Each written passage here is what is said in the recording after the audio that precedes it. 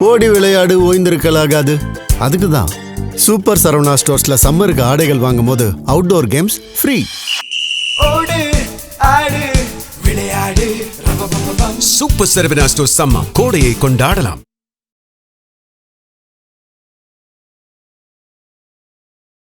போர் வந்ததுக்கு அப்புறம் ஈரான் குறி வச்சு அடிச்சது பூரா ரேடார். மலையே திருட முடியுமா அப்படின்னா திருட முடியும் அப்படின்னு நிரூபித்தது அமெரிக்காவும் யுஏஇ. உலகத்துல பெரிய நாசகார சக்தி அமெரிக்கா.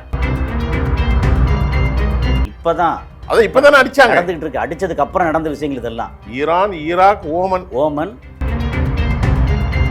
ஈரான் சாகட்டு ஆட்சி மாற்றம் வரணும். இவங்க இஸ்ரேல் என்ன பண்ணாங்கன்னா ஃப்ளைட் மூலமா கிளைஃபோசேட் அப்படின்னு சொல்லி ஒரு கெமிக்கலை தூவினாங்க. அநியாயக்காரன் தான், யாரு கேட்கறது? இப்போ இந்த தூவுனால சொல்றேன். இப்போ போன ஒரு 2 வாரத்துக்கு முன்னாடி தூவிருக்காங்க ஃப்ளைட்டை வச்சு. அதுக்கு வீடியோ வேறு இருக்கு. யுஏஇ அண்ட் சவுதி அரேபியா இந்த மலையை திருடினாங்கன்னா அதுக்கு காரணம் தங்களோட நாடுகளுக்கு மழை வேணும்.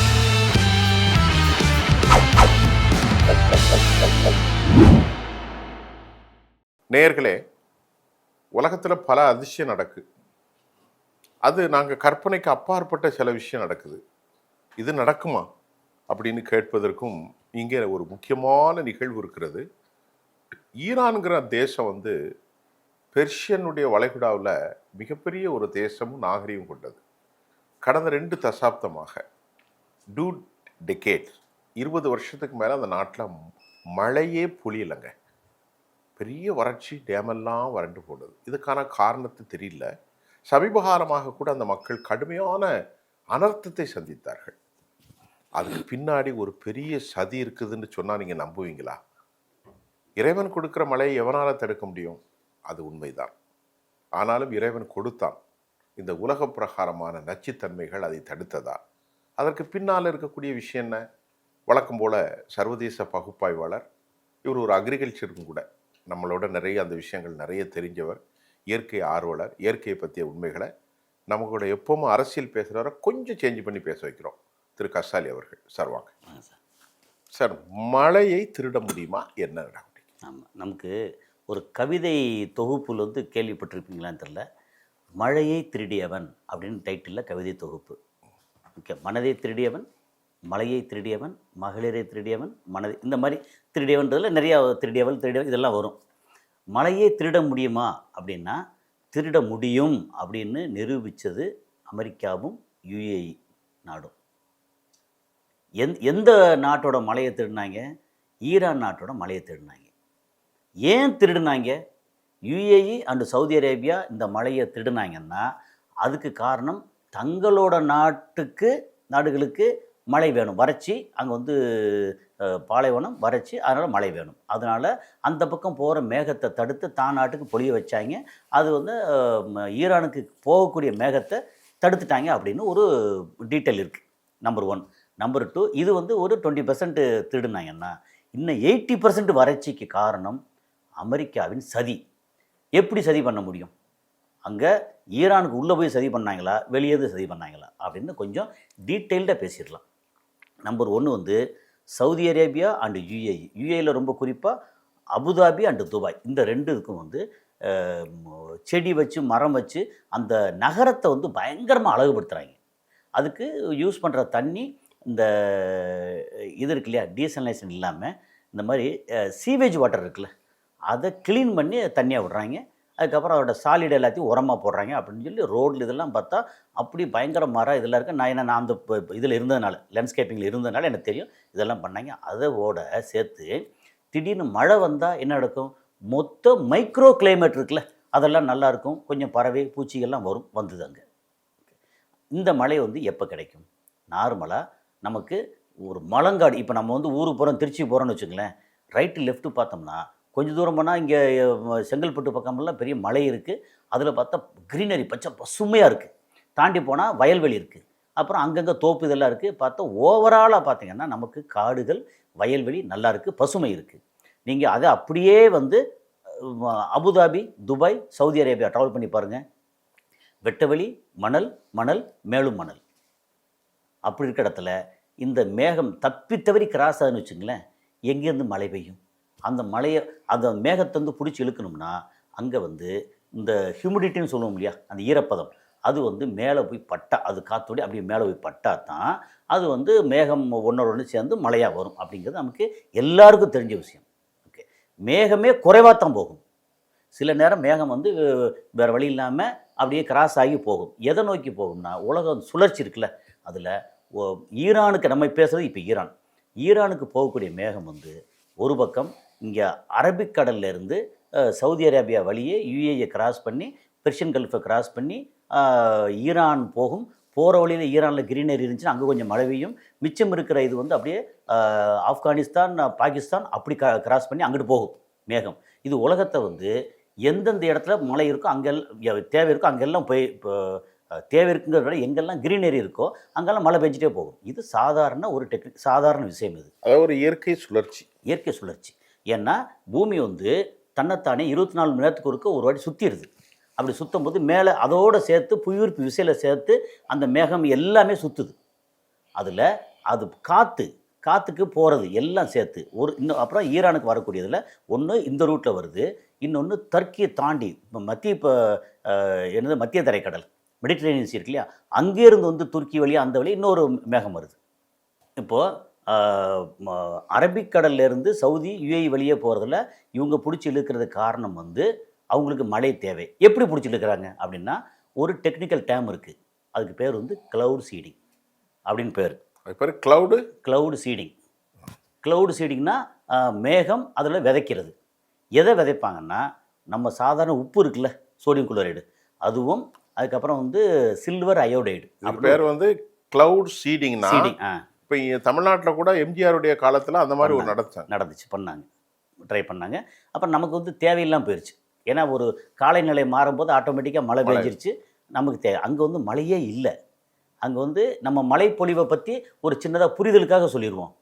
சென்னையில் ஒரு வருஷத்துக்கு எவ்வளோ மழை பெய்யுது அப்படின்னா 1400 மில்லிமீட்டர், 150 சென்டிமீட்டர், 140 சென்டிமீட்டர், 100 சென்டிமீட்டர்லேருந்து 140, 1.5 மீட்டர், 5 அடி, அதாவது கீழேருந்து மேலே. ஆமாம், அது மழை பெஞ்சிச்சுன்னா அதாவது தரைக்குள்ள தூண்டி பார்த்தா இவ்வளோ தொலை இருக்கணும். ஆமாம், அதெல்லாம் கணக்கு. தரைக்கு மேலே மழை பெஞ்சு அப்படியே மொத்தத்துக்கு அணைக்கட்டி தேக்கி வச்சோம்னா அப்படியே 5 அடிக்கு நிற்கும். ஃபுல்லு ஏரியாவும் நிற்கும், மெட்ராஸ் ஃபுல்லாக அதில் நம்ம வந்து வீடு எல்லாத்தையும் கணக்கு பண்ணால் நமக்கு எவ்வளோ ரெக்குவயர்மெண்ட் என்ன இங்கே வந்து நமக்கு தேவைப்படுற ரெக்யூர்மெண்ட் இருக்குல்ல, அது வந்து 2 அடி. அப்போ நமக்கு எக்ஸ்ட்ரா 3 அடி கிடைக்கும். 3 அடி கிடைக்குது. அந்த எக்ஸ்ட்ரா 3 அடிங்கிறது வந்து பூரா வேஸ்ட்டாக கடலுக்கு போய்கிட்டு இருக்கு. கடல் தான் 2 அடியும் போய் 2 அடி எல்லாமே போய் அதை ஸ்டோர் பண்ணி வச்சுருந்தா கூட நல்லா இருக்கும். இது இங்கே கோயம்புத்தூர் எடுத்திங்கன்னா 670 680 மில்லிமீட்டர் வருஷத்துக்கு, இங்கே 1400. ராமநாதபுரம் எடுத்திங்கன்னா 900 880 900 மில்லிமீட்டர். கோயம்புத்தூரை விட ராமநாதபுரத்தில் மழை பொழிவு அதிகம், ஆனாலும் வறட்சி அதிகம் அங்கே. அதுதான் எனக்கு ஆச்சரியமாக இருக்குது. அது அப்படி தான் இருக்கும். ஓகே, ஸோ இதெல்லாம் ரொம்ப ரொம்ப ட்ரவுட். சரி, இதெல்லாம் இங்கே பண்ணிட்டோம். துபாய் மழைப்பொழிவு எவ்வளவு? 80 மில்லிமீட்டர். இங்கே 1400 எவ்வளோ இருக்குது சென்னையில்? 8 சென்டிமீட்டர் தான். 8 சென்டிமீட்டர். அப்புறம் இந்த க்ளவுட் சீடிங்லாம் பண்ணதுக்கு அப்புறமும் அதிகபட்சம் போனால் ஒரு 150 மில்லிமீட்டர், 15 சென்டிமீட்டர். கொஞ்சம் கூடியிருக்கு. ஆமாம், டபுளாக இருக்குது. இது க்ளவுட் சீடிங்னால. இப்போ என்ன செய்யணும்னா, மேகம் வந்து அப்படியே கிராஸ் ஆகி போகும்போது ஃப்ளைட்டில் வந்து பார்த்தீங்கன்னா, அதில் வந்து இங்கே இப்போ இதில் கூகுளில் போட்டு பார்த்தீங்கன்னா, க்ளவுட் சீடிங் போட்டு பார்த்தீங்கன்னா, அந்த ஃப்ளைட்டுக்கு பின்னாடி வந்து வரிசையாக வந்து இந்த பக்கம் ஒரு 10, இந்த பக்கம் ஒரு 10, ஒரு மாதிரி ப்ரொஜெக்ட்மாக பண்ணுற மாதிரி இருக்கும். அது ஃப்ளைட்டு போகும்போது மேகத்துக்கு மேலே கூடி போய் இதை வந்து தூவி விடும். தூவும்போது அங்கே இருந்து இந்த எல்லா மேகத்துக்கு கீழ்ப்பக்கம் வந்து நெகட்டிவ் பாசிட்டிவ் இந்த அயன் இருக்கும். ஓகே, அது ஒரு மாதிரி கொஞ்சம் சேர்ந்து மழையாக வருது. இதை என்ன செய்வாங்கன்னா, எப்பெல்லாம் இங்கே கிராஸ் ஆகுதோ, ஓகே, கிராஸ் ஆகும்போது இதை தூவி விடுவாங்க. யுஏஇலையும் சவுதியிலையும் அப்பப்போ மழை பெஞ்சிரும்.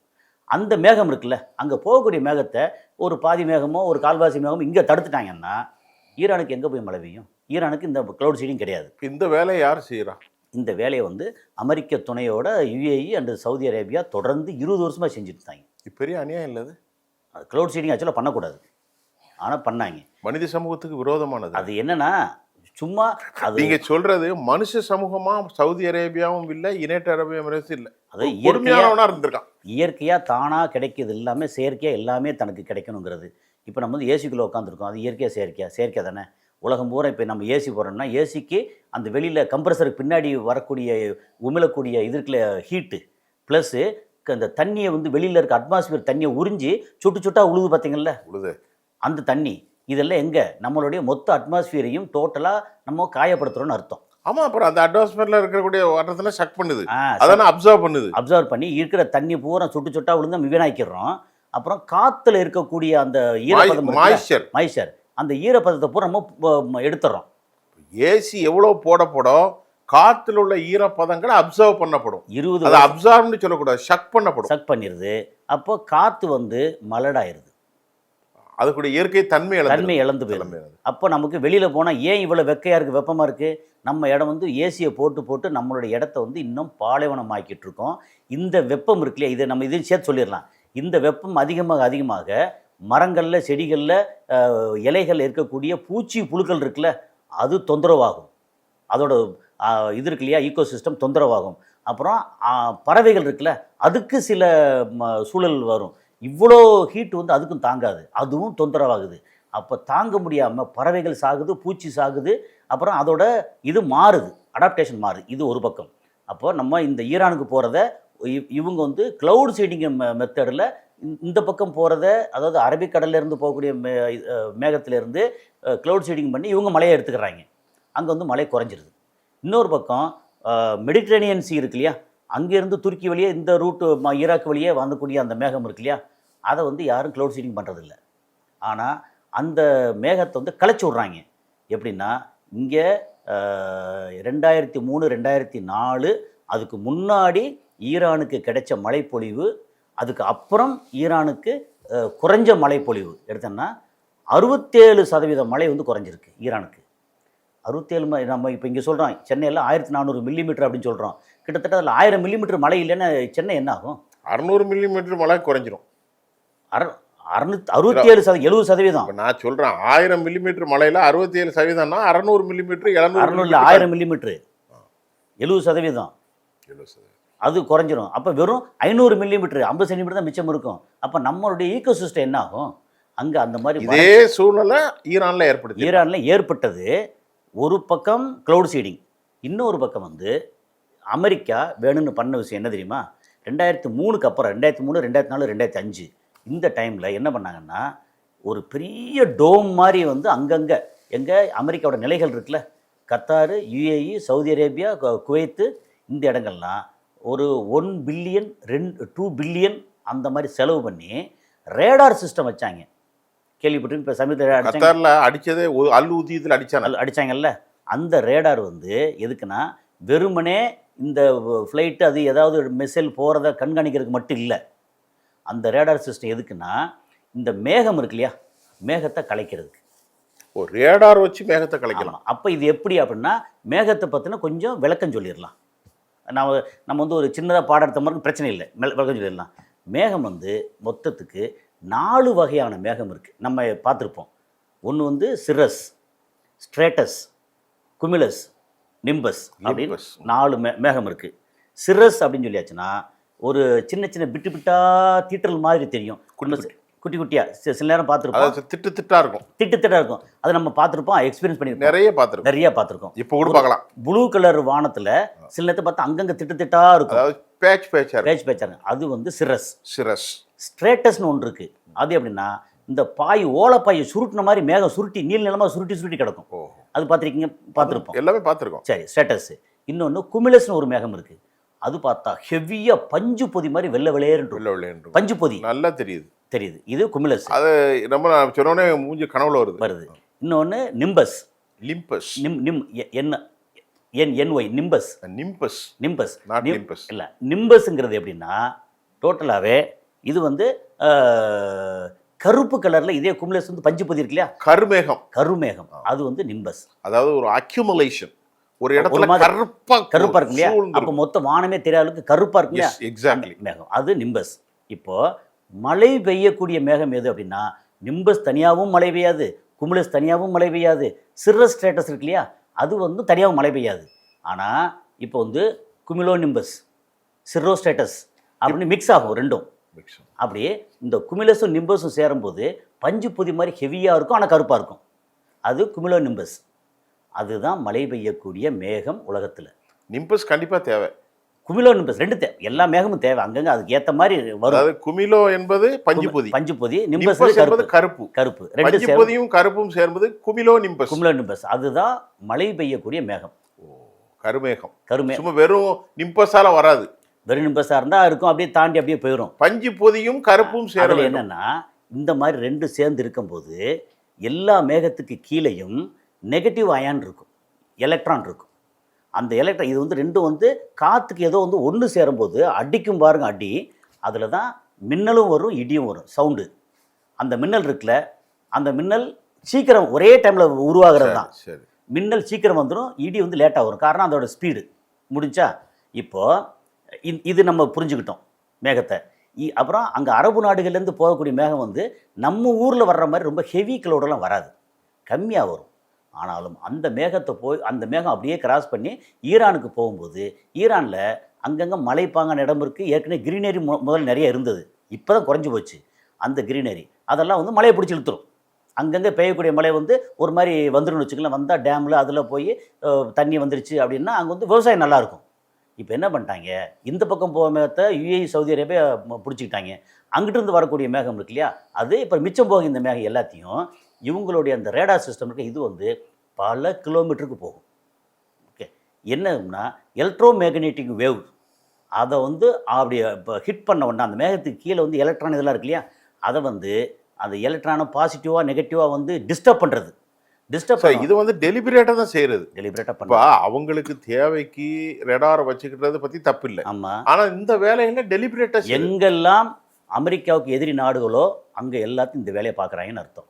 பார்த்தாங்க உலகத்துல பெரிய நாசகார சக்தி அமெரிக்கா. ஆமாம், இது இப்போ யோசிச்சு பாருங்க, இதெல்லாம் படிக்கும்போது எவ்வளோ பெரிய மக்கள் அழிஞ்சிருவான். ஆமாம், இப்போ இது வந்து இப்போ இவ்வளோ டீட்டெயிலாக சொல்ல ஏன் இவ்வளோ வந்து நம்ம மேகத்தை பற்றி இதை பற்றி கீழே அயன் இருக்குது, அதாவது நெகட்டிவ் அயன் இருக்குது, இதெல்லாம் ஏன் சொல்கிறோம் அப்படின்னா இது மோதும் போது ஏன் வந்து இடி மின்னல் வருது அப்படிங்கிறத சொல்லணும்னா நம்ம மக்களுக்கு புரிஞ்சுக்கணுங்கிறதுக்காக தான் இந்த ரேடார் இருக்குல்ல, இது வந்து அனுப்புறது வந்து எலக்ட்ரோ மேக்னெட்டிக் வேவ் போகுது. நம்ம வந்து ரேடியோ அலைகள் மாதிரி இது ரொம்ப ஸ்ட்ராங்கான வேவ் போகும்போது மேக்னெட்டிக்னா மின்காந்த அலைகள், மின்காந்த அலைகளை வந்து நல்ல ஹெவி இதாக அனுப்பும்போது மேகத்துக்கு கீழே இருக்கக்கூடிய எலக்ட்ரானை போய் அடித்து மேகத்தை கழிச்சு விட்டுருது.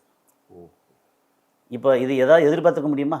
இது நான் டீட்டெயில் படிக்கும்போது உண்மையாக ஆச்சரியமா, நமக்கு ஏற்கனவே மேகத்தை பற்றி கொஞ்சம் தெரியும், ஆனால் இந்த மாதிரி பண்ண முடியுமாங்கிறது நமக்கு தெரியாது.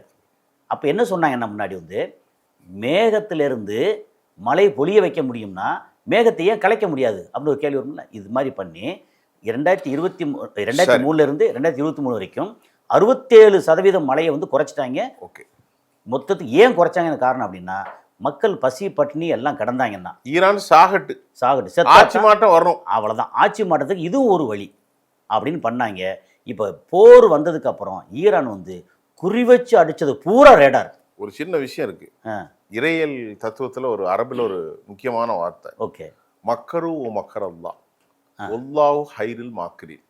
ஓகே, ப்ராஃபட் முகமதுக்கு இறங்கின அந்த அருள் வேதம் இப்படி சொல்கிறது, மக்கரு ஓ மக்கர் அல்லாஹ் ஒல்லாஹு ஹைரில் மாக்கிரின். என்ன அர்த்தம்? அவர்களும் சதி செய்தார்கள், நாமும் அவர்களுக்கு எதிராக சதி செய்தோம். ஓகே, இது வந்து சதி இல்லையே, அவங்க சதியை முறியடிச்சோம், அவ்வளோதான். அதுதான் சதியை முறியடிக்கிறதா அது. ஆமாம், ப்ராஃபட் முகமதுக்கு எதிராக அவங்க சதி செய்கிறாங்க. they made a conspiracy against prophet Muhammad. அந்த டைமில் ரிவீல்டு குரானிக் வைப்ரேஷன் அது சொல்லுது, நபியே நீர் கவலைப்படாதீர்கள், ஓகே, அவர்களும் சதி செய்தார்கள். அந்த மக்கத்தில் இருக்கக்கூடிய எதிரிகள் ரொம்ப இவருக்கு ஒன்றும் சொல்லலை. இவர் போய் சொன்னது என்ன சொன்னாரு, கொலை செய்யாதீங்கப்பா, சரி, அடுத்தவங்க சொத்து எடுக்காதீங்க, பொம்பளை பிள்ளை புதைக்காதீங்க, உயிரோடு புதைக்காதீங்க, வட்டி வாங்காதீங்க, குடிக்காதீங்க, உறவுகளை பேணுங்க, இதைத்தான் சொன்னார். வேற எதுவுமே சொல்லலை. வட்டி கொடுத்தத கடன்லாம் விட்டு கொடுத்துருங்க, அடிமைகளை வைக்காதீங்க, அடிமைகளை ரிலீஸ். அவரு வந்து கடைசி வரைக்கும் இறந்து போறதுக்கல்ல ப்ராஃபட் முகமது எதுவுமே அனுபவிக்கல, சாதாரண ஒரு கைத்துக்கட்டில தான் படுத்திருந்தாரு. அப்படி இதை அக்கறை செய்யும்போது மக்கள் நம்புறாங்க, ஒரு குரூப்பான பீப்புள் அவருக்கு இறைவேதை தான். அதை சொன்ன மாதிரி அவர்களும் சதி செய்தார்கள், உங்கள் இறைவனும் சதி செய்வார். சரி, அப்ப அமெரிக்காவும் சதி செய்தது, அதற்கான காலக்கெடு எனக்கு முடியக்கூடிய வந்துருச்சு. இப்போ அடிச்சு இப்போ என்ன ஆச்சரியம்னா எல்லாம் தேடி தேடி எங்கெல்லாம் ரேடார் இருக்கோ ரேடார் பூரா அடிச்சாங்கல்ல, எஸ் அடிச்சதுக்கப்புறம் என்ன நடந்துச்சுன்னு கேளுங்க. எஸ் என்ன நடந்துச்சு ஆ, சுருக்கமாக அதை முடிச்சிரும். சுருக்கமா இன்னும் நிறைய தான் பேசணும், இல்ல, நேரம் அனுமதிக்கல. முடிஞ்சு ஆல்மோஸ்ட் முடிஞ்சு. என்னன்னா ஈரான்ல இருக்கிற 7 டேம்ல வந்து தண்ணி வந்துருச்சு. ஓ, ஓகே, இறைவன் அருளை கொடுக்குறான். வந்துருச்சு. சரியான மழைப்பொழிவு. அந்த ஃபோட்டோ காமிச்சேன் இல்லையா, அதுதான் மழைப்பொழிவு. ஈராக்கில் மழை பெஞ்சு 5 டிகிரி வெப்பநிலை குறைஞ்சிருக்கு. பாருங்களேன், ஓமான்ல சரியான மழை பெஞ்சிருக்கு. இப்போ இந்த சம்பவத்துக்கு அப்புறம் சொல்றீங்களோ? இப்பதான் அதை இப்பதானே அடிச்சாங்க. நடந்துகிட்டு இருக்கு. அடிச்சதுக்கு அப்புறம் நடந்த விஷயங்கள் இதெல்லாம். Iran, Iraq, Oman. Oman, okay, இந்த ஓமனோட சேர்ந்து யுஏஇலையும் மழை பெய்யும். பெருசாக இல்லாட்டுக்கும் மழை பெய்யும்.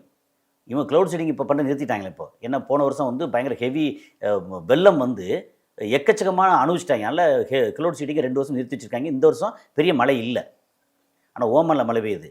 ஓகே, இது இன்னொரு செய்தி வேறு இருக்குது. வியட்நாமில் வந்து மழை பொழிவு கம்மியாக இருந்துச்சு 60களில். அப்பவும் இதே வேலையை பார்த்துருக்காங்க. அமெரிக்கா அவங்க வந்து தோற்று திரும்பி போனதுக்கு அப்புறம் வியட்நாமில் 30% மழை பொழிவு அதிகம். பார்த்தீங்களா? ஏன் எல்லாமே நமக்கு வந்து மீட்ரியாலஜி எல்லாம் அதிலிருந்து வானியல்ல வரதானே. ஸோ அமெரிக்கா இப்போ மழையை திருடியவன் அப்படின்னா, மழையை திருடியவன் கையை உடைத்தவன் அப்படின்னு வச்சுக்கலாம். சரி, இப்போ நீங்கள் பேசுனது பல பேருக்கு புதிய செய்தி. கொஞ்சம் டெக்னிக்கலாக இருக்கும். இப்போ இல்லை டெக்னிக்கலில் நாம் பார்த்துருக்கோம். பாஸ்பரஸ் எல்லாம் தூவி விடுவாங்க மேகங்கள் இருக்கும்போது. நீங்கள் சொன்னீங்க இல்லையா, இதோட இன்னொன்று கடைசி தூர் இன்னொன்று சொல்லிடலாம். இப்போ 10 நாள் between Lebanon and Israel truce போட்டாங்கல்ல, அதுக்கு ஜஸ்ட்டு முன்னாடி இவங்க வந்து இஸ்ரேல் என்ன பண்ணாங்கன்னா ஃப்ளைட்டு மூலமாக கிளைஃபோசேட் அப்படின்னு சொல்லி ஒரு கெமிக்கலை தூவினாங்க. அந்த கிளைஃபோசேட் என்னென்னா களைக்கொல்லிங்கிறதுல வந்து ஒரு 3 வகையான களைக்கொல்லி இருக்குது. ரொம்ப சிம்பிளாக சொல்லிடுவோம். ஒன்று, இந்த மாதிரி நெல் வயலில் அகலமான இலை ஒரு களைக்கொல்லி சாகும். இன்னொன்று, கடலை பயிர் அகலமான இலை அதில் புல்லு சாகும். இது 2 டைப்பு. மோனோகாட், டைகாட்டுன்னு சொல்லி அதில் 2 டைப்பு. இன்னொன்று வந்து மேலே தெளிச்சா எல்லாமே சாகும். இந்த கிளைஃபோசேட்டுங்கிறது அப்படி நான் செலக்டிவ், எல்லாமே சாகக்கூடிய களைக்கொல்லி. அதை வந்து இப்போ ஸ்ப்ரே பண்ணியிருக்காங்க சவுத்து லெபனானில். அந்த பக்கம் மக்கள் எதுவும் வந்து பயிர் பச்சை பண்ணிடக்கூடாது, எதுவும் வந்துடக்கூடாது, வறட்சி ஆயிருங்கிறதுக்காக ஃபுல்லாக வந்து இப்போ இஸ்ரேல் இதெல்லாம் வந்து உலகத்துக்கு எதிரானது. இவ்வளோ பெரிய அநியாயங்களை செய்கிறாங்க. அநியாயக்காரன் தான். யார் கேட்குறது? இப்போ இந்த தூவுனால சொல்கிறேன். இப்போ போன ஒரு 2 வாரத்துக்கு முன்னாடி தூவிருக்காங்க ஃப்ளைட்டை வச்சு. அதுக்கு வந்து வீடியோ வேறு இருக்குது. இல்லை, நீங்கள் சொல்கிற பார்த்தீங்கன்னா ஆச்சரியமான விஷயங்கள். இல்லை, மனிதர்களை பற்றி கவலையே இல்லை, இவ்வளவு அநியாயங்களை அமெரிக்காவும் யூதர்களும் செய்கிறார்களே, இவர்களுக்கு எப்படி அருள் கிடைக்கும்? இல்லை, அருள் கிடைச்சி தான் இருக்கு. என்ன குறைஞ்சிட்டாங்க? சரி, நம்ம பொறுமையாக பார்ப்போம். ஓகே, ரொம்ப சிறப்பு சார். ரொம்ப அரிய தகவல்கள். நம்ம எப்பவுமே தாக்குதலை பற்றி பேசுகிறோம், அதனுடைய பார்ட்டாக அன்னைக்கு பேசியிருக்கோம். மழையை திருடினார்கள். மழையை திருட முடியுமா? அதை தடுத்து விட்டார்கள். அதை கண்டுபிடித்து விட்டதான் இப்பொழுது உலகத்திற்கு இது. நேயர்களே, இன்னைக்கு கேட்ட செய்தி ரொம்ப அத்தென்டிசிட்டியான உண்மையான செய்தியை நாங்கள் தோழர்களோட பகிர்ந்து கொண்டோம். இன்னும் நிறைய இது மாதிரி தான் பேசலாம்னு நினைக்கிறோம். அரசியல் மட்டுமல்ல, தாக்குதல் நடவடிக்கைகளும் பேச போகிறோம், அரசியலும் பேச போகிறோம், இந்திய அரசியலும் பேச போகிறோம். இதே மாதிரி முக்கியமான அதிசயமான மழை திருடிகள் இவர்கள்லாம் எப்படி உலகத்தில் இருக்கிறாங்கிறத உங்களுக்கு சொல்கிறோம். சார், ரொம்ப சிறப்பான விஷயம். ரொம்ப இன்னும் அடுத்த சந்திப்போம். நன்றி.